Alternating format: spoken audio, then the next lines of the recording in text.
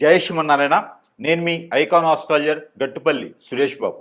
ఇప్పుడు జీవన శైలిలో మనం ఒకసారి గమనించినట్టయితే కనుక ఒక చిన్న విషయం ఏమిటంటే కనుక ఈరోజు మనం చూస్తూ ఉన్నాం, ఎంతోమంది చాలా వయసు వచ్చినప్పటికీ కూడా పెళ్ళిళ్ళు అవ్వకుండా చాలామంది ఉన్నారు. పోనీ అది ఒక పక్కన పెట్టేస్తే, పెళ్ళిళ్ళు చేసుకోకపోవడానికి గల కారణాలు పేరెంట్స్కి అతి ఆశ కావచ్చు, చేసుకునేటువంటి వారికి కూడా అతి ఆశ కావచ్చు. మరొకటి, పెళ్ళి అయిన తర్వాత వారి యొక్క ఆధీనంలో ఉండాలి, వారి యొక్క వాల్యూస్లో ఉండాలి అనే ఒక సంబంధంలో కావచ్చు. లేదు అంటే కనుక వీళ్ళకి ఫ్రీడమ్ ఉండదేమో అనుకునే విధంగా. అన్నిటికన్నా ముఖ్యమైనటువంటి విషయం ఏంటంటే కనుక పెళ్లి కాకముందే ఒక రకమైనటువంటి బంధంలో ఉండిపోవటం, ఆ బంధానికి విడిపోలేనటువంటి తత్వం, ఇవన్నీ కూడా మనకి గమనిస్తూ ఉన్నాం. కానీ వీటన్నిటితో పాటు మరొక విషయం ఏంటంటే కనుక అటో ఇటో చేసి పెళ్లి చేసుకుంటారు, పెళ్ళి అవుతుంది. ఈ పెళ్లి చేసుకోవడానికి కారణాలు పెద్దవారి యొక్క బలవంతం, లేదా పిల్లలు ఇష్టపడి లవ్ మ్యారేజెస్, లేకపోతే ఒక అభిప్రాయాలు ఇంకోరికి నచ్చి చేసుకునేటువంటి విధానం, ఇవి పెళ్లి చేసుకోవడం. ఇకపోతే పెళ్ళి అవుతుంది, అటు ఇటుగానో విడిపోతారు. బంధాలు ఎన్నో ఉన్నా విడిపోతూ ఉంటారు. లవ్ చేసుకుంటారు ఎన్నో సంవత్సరాలుగా, పెళ్లి చేసుకుంటారు, విడిపోతారు. లవ్ చేసుకుంటారు, పెళ్లి చేసుకోకపోయినా విడిపోతూ ఉంటారు. ఇలాగా చాలామంది ఒక్కొక్కరు వాడికి బానిసైపోతూ ఉంటారు. ఈ విడిపోయినటువంటి తత్వంలో చాలా రకాల కారణాలు ఉంటాయి. కులము, మతము, ఆస్తులు, అంతస్తులు, మనస్సు, వేరేక పరిచయాలు, అభిప్రాయాల భేదాలు, ఆదాయం, డబ్బులు, పేరెంట్స్ విషయాలు, వాల్యూస్, ఇవన్నీ కూడా మనం చాలా రకాలుగా తీసుకోవచ్చు. దీంట్లో ముఖ్యంగా అటు ఇటు చేసి పెళ్లికి ముందున్నటువంటి బంధాలన్నీ కూడా విడదీసుకోను కొంతమంది పెళ్లి వరకే వస్తారు. ఎందుకు ఇలా చెప్తున్నాను అనుకుంటారా? ముందు ముఖ్యంగా మనకు తెలియాలి కదా, అసలు ఏం నడుస్తుంది సమాజంలో, మనం ఎక్కడున్నాం, అసలు మనం ఎక్కడున్నాం, ఏం చేస్తున్నాం, వాల్యూస్ ఏంటి, సనాతన ధర్మం ఏంటి, అసలు ఈరోజు నడుస్తున్నటువంటి బంధాలేంటి, బంధవ్యాలేంటి, వాల్యూస్ ఏంటి, అసలు మనం ఎక్కడున్నాము అనేది ఒకసారి మనం చూడాలి. భారతదేశానికి ఒక చరిత్ర ఉంది. ఆ చరిత్రలో కుటుంబ వ్యవహారాలకి, ఆచారాలకి, ఒక రకమైనటువంటి వ్యవస్థకి వాల్యూస్ ఉన్నాయి. అటు 7 తరాలు, ఇటు 3 తరాలు అంటారు. అవన్నీ కూడా ఎక్కడికి వెళ్తున్నాం మనం? అవన్నీ ఏమవుతుంది? ఒకప్పుడు మనకి పెళ్ళిళ్ళు స్వర్గలోకంలో నిర్ణయిస్తారు అంటారు. మరి అలాంటి పెళ్ళిళ్ళు మరి ఈరోజు ఏమవుతున్నాయి? పెళ్ళికి ఎంత విలువ ఉంటుంది? సరిపోని పెళ్ళి అటు ఇటు కలిసి ఈరోజు ఉన్నటువంటి జనావళి శ్రమస్సుకి ఒక 30% పెళ్లి చేసుకుంటూ ఉన్నారు నెమ్మదిగా. ఈ పెళ్లి చేసుకున్న వారు ఎంతవరకు నిలబడుతున్నాయి సంబంధాలు? పెళ్ళి అయ్యి పిల్లలు పుట్టిన తర్వాత విడిపోయారు కొంతమంది, పెళ్ళి అయ్యి కూడా ఎమ్మటే విడిపోయారు కొంతమంది. వెలిగేషన్స్, పొరుగు, ప్రఖ్యాత, హోదా, డబ్బు అన్నీ పోవటం, ఎన్నో రకాల సమస్యలు ఈరోజు మనం ఎదుర్కొంటున్నాము. ఒక బంధం అనేది ఏర్పడిన తర్వాత దేవుడు నిర్ణయించినటువంటి బంధానికి భార్యాభర్తల బంధం, అలాంటి భార్యాభర్తల బంధాన్ని ఈరోజు మనము హేళన చేయటం, ఈరోజు మనము ఆ భార్యాభర్తల బంధాన్ని ఎక్కడికో తీసుకెళ్ళటం లాంటివి జరుగుతూ ఉన్నాయి. అలాంటి భార్యాభర్తల బంధం విలువ లేకుండా, మరీ గుప్తంగా లేకుండా, విచ్చలవిడితనంతో వ్యవహార పూరితమైనటువంటి విషయాలతోని వెలుగు తీస్తూ విడాకులు తీసుకోవడం, విడిపోవడం ఈ రోజుల్లో చాలా పెద్ద ప్రాషన్ అయిపోయింది. భర్త ఏదైనా ఒక మాట అంటే ముందు భార్య తరపునటువంటి పేరెంట్స్ ఒప్పుకోవట్లేదు. మా అమ్మాయికి ఏం తక్కువ, నీకుతో పాటు సంపాదిస్తుంది, ఆమెను ఎందుకు అనాలి, ఆవిడకో ఫ్రీడమ్ కావాలి. భార్య ఏమనంటే భర్త తరపునటువంటి తల్లిదండ్రులు ఒప్పుకోవట్లేదు. నా కొడుకు ఏం తక్కువ అండి, అమ్మాయితో పాటు సంపాదిస్తున్నాడు, పిల్లల్ని చూసుకునే అవసరం లేదు, మళ్ళీ కోటీసులు ఇచ్చే సంబంధం వస్తుంది. ఇలాంటి వ్యవహారాలతో తల్లిదండ్రులు కూడా ఆలోచించకుండా వారికి చెప్పకుండా ఉన్నటువంటి పరిస్థితి ఏర్పడతా ఉన్నాయి. ఇలాంటి విలువలు లేనటువంటి సంబంధాల మధ్యన మరి ఈరోజు ఉన్నటువంటి జీవనశైలి ఎలా ఉంది అంటే కనుక, అసలు భార్యాభర్తల బంధం ఎందుకు విడిపోతున్నారు? ఈ రోజుల్లో ప్రత్యేకంగా ఎందుకు విడిపోవాల్సి వస్తుంది? అసలు కారణాలు ఏంటి? అసలు ప్రభుత్వాలు ఏం చేస్తున్నాయి? మన రాజ్యాంగం ఏం చెప్తుంది? అసలు ఈ జీవోలన్నీ ఏంటి? ఎందుకు తీసుకొస్తున్నారు? ఎవరి కోసం ఈ ఫ్రీడమ్స్? ఒకప్పుడు భార్యాభర్తల బంధం బాగలేదా అండి? మన వ్యవహార పూరితలు బాలేవా అండి? వారి జీవితకాలం బతకలేదా అండి? మరి ఈ రోజులు ఎందుకు ఇలా జరుగుతుంది? అసలు ఏం జరుగుతుంది? ఎందుకు విడిపోతారు? జాతకంలో ఏమైనా తప్పులుంటే విడిపోతుంటారా?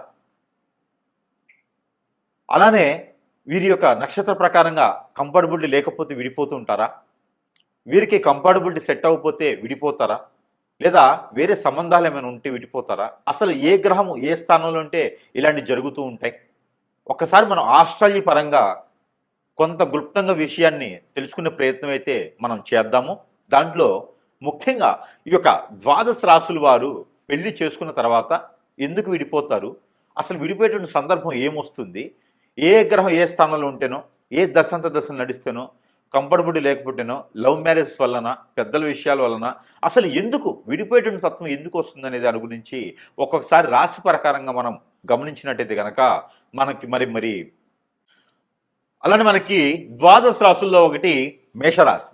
ఈ మేషరాశి వారు భార్యాభర్తలు అంటే పెళ్ళే కాలేదు అనుకుంటారా? పెళ్ళైన మాత్రమే, పెళ్లి కానులు కూడా చూడవచ్చు. పెళ్ళి అయిన తర్వాత పనికి వస్తుంది కాబట్టి, పెళ్ళి అయినా కాకపోయినా చూస్తే మీకు ఎవరికి చెప్పడానికి పనికి వస్తుంది.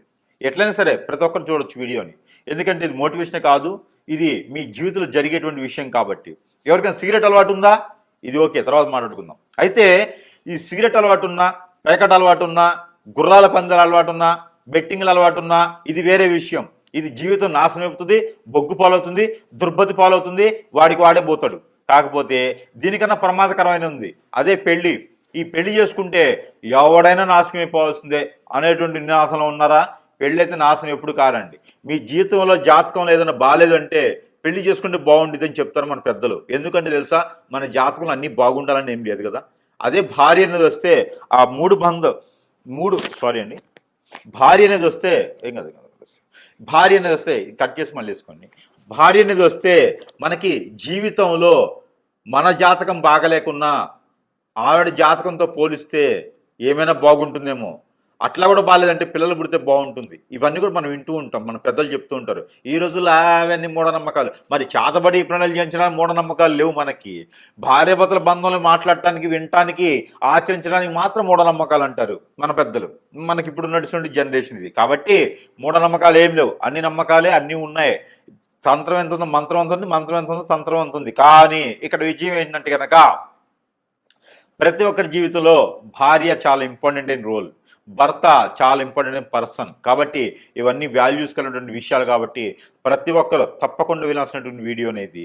కాబట్టి ఇక్కడ మేషరాశి వారికి విడిపోతున్నారంటే కనుక జాతకం మనం పరిశీలన చేసుకోవాలి. మగవారి జాతకం, ఆడవారి జాతకం పరిశీలన చేసినప్పుడు 36 అవుట్ ఆఫ్ 36 రాని అవసరం లే, 18 వచ్చినా సరే పెళ్లి చేసుకోవచ్చు. కానీ కొన్ని లక్షణాలు, కొన్ని యోనులు కలవాలి. అవేంటంటే మేషరాశి వారికి ముఖ్యంగా కలవాల్సిన నక్షత్రం. ఆ నక్షత్రం కలిస్తే కనుక ఖచ్చితంగా జీవితంలో విడిపోకుండా ఉంటారు. మరొకటి యోని కలిస్తే కనుక ఖచ్చితంగా జీవితంలో విడిపోకుండా. మైత్రి, లగ్న మైత్రి లేదా నక్షత్ర మైత్రి కలవాల్సి వస్తుంది. కనీసం 3 అయినా సరే కలవాలి. 3 కలిస్తే కనుక, 5లో 3 కలిస్తే కనుక ఖచ్చితంగా ఆ జీవితం అనేది బాగుంటుంది, సుఖమయం అవుతుంది. కాబట్టి పెద్దలు ఏదో చెప్పినారో, పిల్లలు ఏదో చెప్తున్నారో లవ్ మ్యారేజ్ సక్సెస్ అవ్వవు. మేషరాశి వారికి లవ్ మ్యారేజ్ సక్సెస్ అవ్వవు. ఒకవేళ చేసుకున్నారంటే తుమ్మితేవుడు ముక్కులానే ఉంటుంది వారికి. ఎక్కడైనా ఉంది అంటే లవ్గానే ఉండాలి, పెళ్లిగానే ఉండాలి, ఎఫ్ఐఆర్గానే ఉండాలి. ఎఫ్ఐఆర్ పెట్టుకున్నటువంటి ఏ రాశి వారైనా బాగుపడే చరిత్రలో లేదు. కాబట్టి మేషరాశి వారికి కూడా 4, 6, 2 కుజుడు ఉన్నారు అంటే, 2, 4, 6, 9లో శని ఉన్నాడు అంటే, 3, 2, 9 స్థానంలో బుధుడు ఉన్నాడు అంటే కనుక ఖచ్చితంగా ఆ స్త్రీలైనా పురుషులైనా సరే పెళ్ళి అయిన తర్వాత ఇలా విడిపోవాల్సిందే ఖచ్చితంగా. ఎందుకు అంటే కనుక వారిద్దరి మధ్యన అన్యోన్యత భావం ఉండదు, ఆప్యాయత ఉండదు, అట్రాక్షన్ మాత్రమే ఉంటుంది. ఆస్తుల మీద, డబ్బు మీద, మాట మీద, మంచి మనసు మీద తప్పితే మనిషి మీద ఉండదు. వండి పెట్టేదానికి ఉండదు, తిండి పెట్టేదానికి ఉండదు, బొగ్గు పాలైపోతుంది జీవితం కూడా. ఇకపోతే దీంతో పాటు ఎఫ్ఐఆర్ పెట్టుకునే మరొక కారణం ఉంది. అదేంటంటే ఎదుటివారి మీద ఇంట్రెస్ట్ అని, లేదా ఇష్టమని, లేకపోతే వాళ్ళు బొందా అని ఎఫ్ఐఆర్స్ పెట్టుకుంటారు. ఈ ఎఫ్ఐఆర్స్ వల్ల జీవితం నాశనం అయిపోతుంది. కాబట్టి ఎవరి జీవితంలో బాగుపడాలనే లక్షణాలు ఉన్నా, 7 తరాలు కాబట్టి నా తరం వరకు నేను చూసుకోవాలి, నా పిల్లల్ని చూసుకోవాలనే బాధ్యత ఉన్నటువంటి, విలువస్ ఉన్నటువంటి ఎవరైతే మేషరాశి వారు ఉన్నారో వీరు చాలా మంచోరు. చూడటానికే కాదు, మాట్లాడడానికి, పని చేయడానికి చాకచక్యంగాను మొండిగా పని చేసుకుంటూ వెళ్తారు. నమ్మదగిన వ్యక్తులు ఎవరైనా ఉన్నారంటే కనుక మేషరాశి వారు ఉన్నారు. అలాంటి వారు తప్పు చేశారని అయితే నేను అనుకోను. ఎందుకంటే కనుక మేషరాశి వారు తప్పు చేయరు, తప్పు చేసే వాళ్ళని సహించుకోరు. కాబట్టి ఎవరికైనా ఎఫ్ఐఆర్స్ కానీ ఉంటే దయచేసి వదిలివేయండి. మరొక విషయం ఏంటంటే కనుక పెళ్ళప్పుడే బంధాలు బాంధవ్యాలు ఒక్కసారి మరోమారి చూసుకోండి. ముందుగా అయితే కనుక వారిద్దరి మధ్యన ఉన్నటువంటి అన్నింటి ఎంతవరకు ఉంటుందనేది కంఫర్టబిలిటీ చెక్ చేసుకోండి. కంఫర్టబిలిటీ నచ్చి అంత బాగుంటేనే పెళ్లి చేసుకోండి.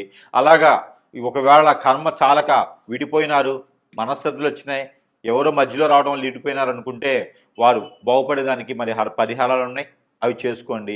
ఇంకా ముఖ్యంగా ఏంటంటే కనుక ప్రతి ఒక్కరి జీవితంలో కూడా విడిపోవాలని ఎవరు అనుకోరబ్బా. కాకపోతే ఇక్కడ పాయింట్ ఏంటంటే విడిపోయినారు, కర్మజాలకు విడిపోయినారు అంటే ఇక్కడ వాస్తు ప్రకారం కూడా లోపం ఉండొచ్చేమో. ఇక్కడ మన మీద కన్నేసి ఎవరైనా చేయించవచ్చు కూడా, విడిపోయేలా చేసి వాళ్ళ వైపు లాక్కోవచ్చు. ఎన్నో రకాల కారణాలు ఉంటాయి. ఏదైనా గురువుని సంప్రదిస్తే మనకు పరిష్కారం మార్గం అనేది ఖచ్చితంగా లభిస్తుంది. చిన్న చిన్న సమస్యలు అయితే పరిష్కారం చేసుకోవచ్చు. దాంతోపాటు అట్లా అనుకోకుండా భార్యాభర్తలు విడిపోయినారంటే మన దగ్గర కొన్ని వస్తువులు ఉంటాయి, మంత్రం చేసి ఉంటాయి. అవి దాంట్లో చాలా రకాల వస్తువుల్లో కొన్ని అయితే చూపించబడతారు సమయాన్ని బట్టి. ఇది ఆరావళి కాటుక. ఈ కాటుకని పెళ్ళైన తర్వాత, పెళ్ళి కాకముందు పిల్లలు పెద్దలు అందరూ కూడా మనకి కంటికి పెట్టుకోవచ్చు, తల మీద పెట్టుకోవచ్చు, కాలికి పెట్టుకోవచ్చు, మగవారు పెట్టుకోవచ్చు, ఆడవారు పెట్టుకోవచ్చు, పిల్లలు పెట్టుకోవచ్చు. ఎవరు పెట్టుకున్నా కూడా ముందు ఆలోచన వస్తుంది, ఎందుకు విడిపోతున్నాం, ఎందుకు అరుస్తున్నాం, ఎందుకు కోప్పడుతున్నాం అనే ఒక బాంధవ్యం పెరుగుతూ ఉండిద్ది. మనలో మనం చైతన్యం రావడానికి ఆస్కారం ఉంటుంది. కాబట్టి ఈ కాటుకోటి ప్రయత్నం చేయండి. మరొకటి, ఇక భార్యాభర్తల నుంచి విడిపోవటం ఉండటానికి ఈ సెంట్ ఒకటి కూడా మీకు పనికొస్తుంది. ఈ సెంటు రాసుకోవడం వల్ల కూడా భార్యాభర్తల మధ్యన, ఇద్దరి మధ్యన అన్యోన్యత, ప్రేమ, అనురాగం, ఆప్యాయత ఇలాంటి మీకు వెదజల్లేలాగా ప్రయత్నం అయితే కనిపిస్తుంది. కాబట్టి ఈ మేర సెంటు కూడా మీకు పనికొస్తుందండి. ఇకపోతే చాలా రకాల వస్తువులు మన దగ్గర ఉన్నాయి. మీకు అవసరాన్ని బట్టి, అక్కడ సందర్భాన్ని బట్టి మనం ఇచ్చేదానికి ఉంటుంది. దీంతోపాటు ఏదైనా సమస్య ఉంటే కూడా పరిష్కార మార్గం చూపించబడుతుంది. కాబట్టి ఏదైనా చిన్న సమస్య ఉంటే మాత్రం ఈ పరిహారం చేసుకుంటే బెటర్గా ఉంటుంది. కాబట్టి ప్రయత్నం చేయండి. ఇలానే కనుక విడిపోయినట్లయితే కనుక మీకు ఒక చిన్న పరిహారం కూడా చెప్తాను, ఆ పరిహారం చేయండి. కొంతమేర ఇదంతా కూడా గుడ్డిలో మెల్ల అనుకోవచ్చు. అంటే పూర్తిగా కళ్ళు లేని వాళ్ళకి కొంచెం మసలబారిన కళ్ళు ఉండి కళ్ళలో పెట్టుకుంటే ఎట్లా ఉంటుందో అలాగ పరిహారాలు. ఇంకా పూర్తి దోషాలు పోవాలంటే మాత్రం ఖచ్చితంగా గురువుని కలవాల్సిందే. సమీప దూరంలో గురువుని ధరిస్తే మీకున్న పరిష్కార మార్గం అయితే చూపించబడుతుంది. అయితే ముఖ్యంగా ఈ పరిహారం అయితే మీకోసం ప్రయత్నం చేయండి. ఇక ఈ ఒక రాశి వారైతే కనుక మీరు ఏం లేదండి, 5 బావిల నీళ్ళు అని ఉంటాయి, లేదా 5 చెరువుల్లో నీళ్లు తీసుకురావండి, లేదా 5 బోరుల్లో నీళ్లు. 5 ఇళ్లల్లో కాదు, 5 బోరుల్లో లేదా 5 బావిల్లో, బావి చెరువు అంటారు కదా, అట్లాగా 5 వాటిల్లో నీళ్లు తీసుకురావాలి. 5 చెరువుల్లో నీళ్లు తీసుకొచ్చి ఒకటిగా చేయాలి.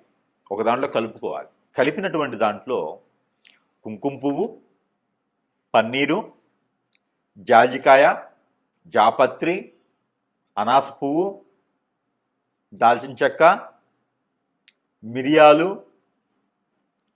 అలానే ఇంగువ, ఇవన్నీ కూడా కలగలిపి ఒక్క తమలపాకులు 2 ఇవి కూడా వేసి మిక్సీ కొట్టాలి. మిక్సీకి వేసి దాన్ని అంతని కూడా పేస్ట్ చేయాలి. ఈ పేస్ట్ చేసింది ఈ పాలలో కలపాలి. తగినంత తేనె కలపాలి. కలిపినటువంటి మిశ్రమాన్ని ఎక్కడైనా సరే దానిమ్మ చెట్టు లేదా సీతాఫల చెట్టు లేదా వేప చెట్టు, రావి చెట్టు, ఈ 2 కలగలిపి ఉన్నటువంటి సమయం, అక్కడ స్థలం, వాటిలో గురువారం రోజున, శుక్రవారం రోజున సాయం సంధి వేళలో అభిషేకం చేసి మట్టి ప్రమిదిలో, అభిషేకం అంటే ఆ చెట్టు పాదిలో పోయటం, 3 సార్లు తిరుగుతూ పోయాలి. అలానే ఒక పసుపు కలర్ దారం కానీ, 7 పోగులు వేసినటువంటి వైట్ కలర్కి పసుపు రాసినటువంటి దారం కానీ ఆ చెట్టుకు కట్టాలి. 7 పోగులు 7 సార్లు తిరిగి చుట్టూ కట్టాలి. అది వేసి కనుక అక్కడ చెట్టు కింద మట్టి ప్రమిదిలో 2 ఒత్తులేసి ఆవు నెయ్యితో లేదా కోకోనట్ ఆయిల్తో దీపారాధన చేయాలి. లేదా నిమ్మకాయ తొడిమి ఉంటుంది కదా, అది నిమ్మకాయ తొక్క, అదే వెనక తిప్పేసి కోకోనట్ ఆయిల్ వేసి దీపారాధన చేయాలి. ఇలాగా 3 మాసాలు 3 సార్లు చేస్తే వారంతో సంబంధం, నక్షత్రంతో తిథితో సంబంధం లేదు. గురువారం లేదా శుక్రవారం చేయండి. మాసానికి ఒకసారి ఏం చేయండి. పౌర్ణమి ముందు వచ్చేటువంటి శుక్రవారం గురువారం చేస్తే చాలా మంచిది. ఇలాగా 3 మాసాలు 3 సార్లు చేయాలి. స్త్రీ పురుషులు ఇరువురు కూడా చేయొచ్చు. ఇది ఎందుకోసం పరిహారం మీకు చేసి ఆ ప్రమిది కింద మీ సమస్య భార్యాభర్తల మధ్యన ఏముందో, ఎందుకు గొడవలు అవుతున్నాయి, ఏదైనా అఫైర్స్ ఉన్నాయా, ఏదైనా సమస్య ఉందా, ఆర్థిక సమస్య, ఆరోగ్య సమస్య, లేకపోతే మాట వినట్లేదా, ఇవన్నీ కూడా సమస్యని ఒక వైట్ పేపర్ మీద కాటుకతో కాజల్తో అయినా రాయండి. మీ భాషలో మీరు రాయండి. రాసి 4 మడతలు వేసి మీకు ఆ ప్రమిది కింద పెట్టండి. ఆ ప్రమిది కింద పెట్టేటప్పుడు మోదుగాకు అని ఉంటుంది. ఆ మోదుగాకు వేయండి. మోదుగాకు పైన పేపర్ పెట్టండి. ఈ పేపర్ పైన ప్రతిమ పెట్టి దాంట్లో దీపారాధన చేయండి. ఇలా 3 వారాలు 3 మాసాలు చేయండి. దీని ద్వారా విడిపోయినటువంటి వారు కలుసుకునే దానికి చాలా అవకాశం ఉంటుంది. కాబట్టి ఈ ప్రయత్నం మీకోసం. ఈ పరిహారం అయితే ఖచ్చితంగా మీకోసమే. ఈ రాశి వారైతే కనుక ఒక జాజికాయ తీసుకోండి, తెల్ల జిల్లేడు ఏరు చిన్నది, నల్ల ఉమ్మెత్త ఏరు చిన్నది, ఈ 3 తీసుకోవాలి. ఈ 3 తీసుకొని భోజపత్రం అని ఉంటుంది, మనకి పూజా సామాగ్రిలో దొరుకుతుంది. భోజపత్రం అంటారు. చెక్కతో చేసినటువంటి ప్యూర్ పేపర్ అంటారు అనమాట. పేపర్ అంటే మిషన్లో వేసి రంగరించి పేపర్లో వస్తుంది కదా, అది భోజపత్రం అంటారు. మనకి చూస్తే తెలుస్తూ ఉంటుంది భోజపత్రం అంటే ఏంటనేది. అయితే ఆ భోజపత్రం పైన మీ పేరు, ఎవరైతే విడిపోయారో వారి పేరు రాయండి. రాసి మధ్యలో స్వస్తిక్ వేయండి. ఆ పేరుకి పేరుకి మధ్యన స్వస్తిక్ వేయండి. స్వస్తిక్ వేసి చుట్టూతా కూడా ఇంటూస్ గీయండి. ఇంటూ అష్టదిబ్బందన అన్నట్టుగా 8 ఇంటూ గిలియాలి. 8 రకాల ఇంటూలు రౌండ్ వైర్గా గీస్తూ ఉండాలి దానిపైన. అది రెడ్ ఇంక్ పెన్ అయినా, బ్లూ ఇంక్ పెన్ అయినా, బ్లాక్ ఇంక్ పెన్ అయినా రాయొచ్చు. ఆ భోజపత్రం మీద రాసి జాజికాయ, పసుపు కొమ్ములు 2 పోకలు ఒక్కలు, జాజికాయ ఒకటి, దానితో పాటు మీరు ఒక ఎల్లో కలర్ వస్త్రం తీసుకొని దాంట్లో ఒక 3 దోసెట్లు బియ్యం, ఇలా 3 గుప్పెట్లు బియ్యం, దాంట్లో పసుపు, కుంకుమ, గంధం, ముగ్గు, ₹1 కాయిన్, దాంతోపాటు నేను చెప్పినటువంటి పసుపు కొమ్ములు, జాజికాయ, ఒక్కలు ఇవన్నీ కూడా వేసి ముడుపు కట్టేయండి. ఎర్రదారంతో ముడుపు కట్టండి. ముడుపు కట్టి మీ దేవుని మందిరంలో పెట్టండి. రాసిన రోజున ఇది గురువారం శుక్రవారం రాయాలి. భార్యాభర్తలు కలవటానికి, ఇది విడిపోయి ఉంటే కలవటానికి గురువారం శుక్రవారం రోజున ఈ పరిహారం చేసుకోండి. పూజ మందిరంలో పెట్టి చక్కెర పొంగల్ చేయండి. 3 రోజులు చక్కెర పొంగల్ చేసి నైవేద్యం పెట్టండి. నైవేద్యం పెట్టేసి ఆ ముడుపుని 3 రోజుల తర్వాత తీసుకొని వెళ్ళి ఎక్కడైనా పారేడు నీటిలో వేయండి. వేస్తే అంతటితో మీకు విడిపోయినటువంటి భర్త కావచ్చు, భార్య కావచ్చు, ఎలాంటి పరిస్థితులు విడిపోయినా మళ్ళీ తిరిగి వచ్చేదానికైతే ఖచ్చితంగా అవకాశం దొరుకుతుంది మీకు. ఈ ప్రయత్నం చేసి చూడండి. జై శ్రీమన్నారాయణ. ఈ పరిహారం అయితే మీకోసం. ఈ రాశి వారు కనుక ఈ పరిహారం చేసుకున్నట్టయితే కనుక ఖచ్చితంగా విడిపోయినటువంటి భార్యాభర్తలు ఒకటేలా ఉంటుంది, పెళ్లి కానివరకైతే పెళ్లి అయ్యేలా కూడా ఉంటుంది. అలానే ఈ పరిహారం చేసుకోండి. అదృష్టవంతులు అయ్యేదానికి ఆస్కారం ఉంటుంది. మీకున్నటువంటి కుజదోషం, కాలసర్పదోషం, నాగదోషం అన్నీ కూడా కొంచెం మేర ఉపశమనం దొరికేదానికి అవకాశం కనిపిస్తుంది. కాబట్టి ఈ ప్రయత్నం చేయండి. మీకు వైట్ కలర్ దారం తీసుకోండి. తీసుకొని మీరు ఎంతైతే హైట్ ఉంటారో అంత హైట్, బొటనవేలు దగ్గర నుంచి తల వరకు, బొటనవేలు దగ్గర నుంచి తల వరకు, బొటనవేలు దగ్గర నుంచి తల వరకు, బొటనవేలు దగ్గర నుంచి తల వరకు మీరు 7 టైమ్స్ లేదా 11 టైమ్స్ పోగులు వేయండి. పోగులు వేయండి. జంజం పోగులు వేస్తాం కదా అట్లాగా. ఈ పోగులు వేసినటువంటి దారాన్ని తీసుకొని దానికి పసుపు రాయండి. అన్నీ కలిపేసి ఈ 11 దానికి పసుపు రాయండి. ఈ పసుపు రాసినటువంటి దారానికి 2 పేటలు వేయండి. ఇట్లా చేస్తే 2 పేటలు అవుతాయి. ఈ 2 పేటలు వేయండి. 2 పేటలు వేసినటువంటి దారానికి రాగిలో కానీ, పంచలోకాలు కానీ, సిల్వర్లో కానీ 2 పాములు, జంట పాములు ఉంటాయి కదా ఇలాగా పరిగిప్పి. ఈ జంట పాములు ఉన్నటువంటి ప్రతిమ అంటే రూపు ఒకటి తీసుకోండి. ఈ రూపు తీసుకొని ఈ కొలిసినటువంటి దారాన్ని దానికి కట్టేసేయండి. దానికి అడ్డంగా కట్టేసేయాలి. బంధన అన్నట్టుగా, బంధన అంటే ఇలా కట్టాం, అడ్డంగా కడతాం బంధన అంటే. ఈ బంధన అనేది దానికి కట్టేసేయండి. ఈ కట్టినటువంటి దాన్ని మీ తల దగ్గర పెట్టుకొని ఒక 3 రోజులు నిద్ర చేయండి. అలాంటి సమయంలో కలవద్దు. అలాంటి సమయంలో విడిగా పడుకోవాలి. నేల పడక చేయాలి. చాప మీద పడుకుంటే మంచిది. మంచం మీద పడుకోవద్దు. ఈ 3 రోజులు కూడా మీ పక్కలో పెట్టుకొని పడుకోండి. తెల్లవారు లేచిన తర్వాత తల దగ్గర నుంచి కాలు వరకు 7 టైమ్స్ తీసుకోండి. 3 రోజుల తర్వాత ఇది ఆదివారం రోజు, మంగళవారం రోజు మొదలుపెట్టండి. ఈ 3 రోజులు సాయం సంధ్య వేళ మొదలుపెట్టండి. ఈ 3 రోజులు నాన్ వెజ్ భుజించకండి. వెజ్లో కూడా ఆలు, గోంగూర, వంకాయ, పొట్లకాయ తినకండి. ఆలు, గోంగూర, వంకాయ, పొట్లకాయ ఇవి తినకండి. నాన్ వెజ్లో ఫిష్ కానీ, మటన్, చికెన్ ఏమి తినొద్దు. మామూలు శాకాహారిగా ఉండండి. పాలు కూడా తాకండి. ఎగ్స్ కూడా తినకండి. ఈ 3 రోజులు దీప నైవేద్యాలు పెట్టండి స్వామివారి దగ్గర. ఏ ఆలయానికి వెళ్ళే అవసరం లేదు, మామూలుగా అయితే వెళ్ళండి.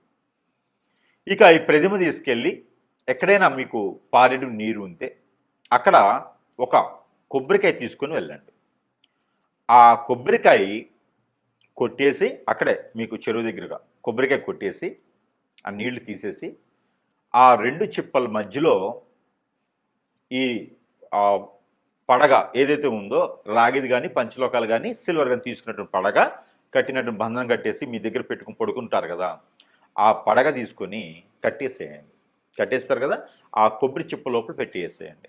పెట్టేసి దానికి నల్లని దారం లేదా ఎర్రని దారం కట్టేసి దాన్ని మళ్ళీ ఫిల్ చేసేసేయండి. 2 అతికిచ్చేసి దాని లోపల ఈ నాగపడిగిలిది పెట్టేసి కట్టేసేయండి.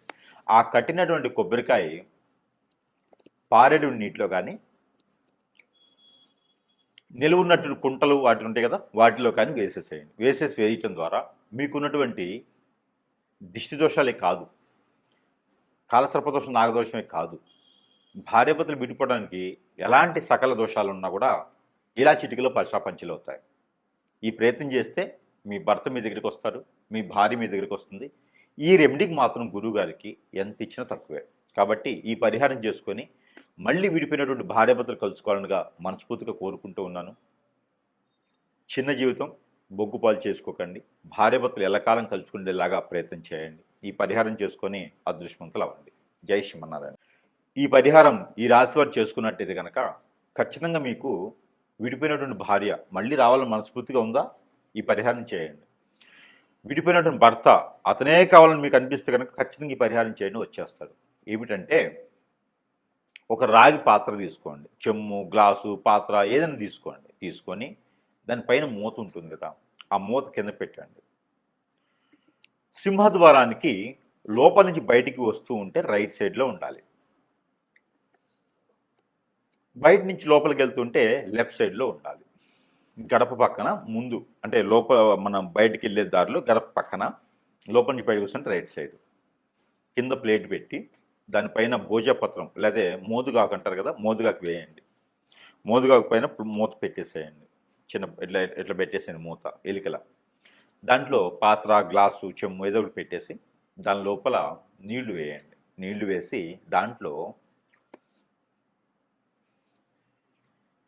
మందార పువ్వు ఒకటి, రోజ్ పువ్వు ఒకటి వేయండి. ప్రతిరోజు నీళ్లు మార్చండి, పువ్వులు మార్చండి. దాంట్లో ఒక జాజికాయ వేయండి. మిరియాలు ఒక 4 వేయండి. తెల్ల ఆవాలు ఒక 4 వేయండి. మెంతులు ఒక 4 వేయండి. ఇవి వేసిన నీళ్ళు అక్కడ పెట్టేయండి.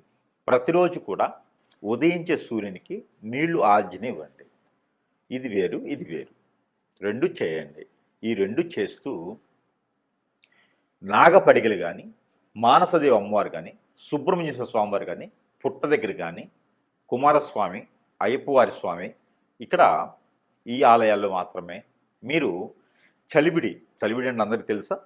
తెలియకపోతే బియ్యం పిండి, బెల్లం కలిపినటువంటి బియ్యం పిండిలో సజ్జలు ముందు రోజు నానబెట్టి, ఒక 2 గుప్పెళ్ళు సజ్జలు నానబెట్టి, అవి ఒక వస్త్రంలో, కాటన్ వస్త్రంలో కడితే చిన్న చిన్న మొలకలు వస్తాయి. తెల్లవారిన తర్వాత ఓ 4 గంటలు నానిన తర్వాత కడితే మొలకలు వస్తాయి. ఆ మొలకలు వచ్చినటువంటి సజ్జల్ని ఈ చలివిడిలో కలపండి. బియ్యం పిండి, బెల్లం కలిపినటువంటి పిండిలో కలిపేసి అక్కడ స్వామివారికి నైవేద్యం పెట్టండి. ఏ సమస్య అయితే భార్యాభర్తల మధ్య ఉందో ఆ సమస్య విడిపోవాలని. ఇవన్నీ కూడా మీరు ఒక 21 రోజు చేయండి. ఖచ్చితంగా విడిపోయినటువంటి భార్యాభర్తలు ఖచ్చితంగా కలుసుకుంటారు. ఇలా చిటికలో అయిపోతుంది. కోర్టు వరకు వెళ్ళినటువంటి సమస్యలు కూడా పటాపంచలైపోతాయి. ఈ ప్రయత్నం చేసి చూడండి. జై శ్రీమన్నారాయణ.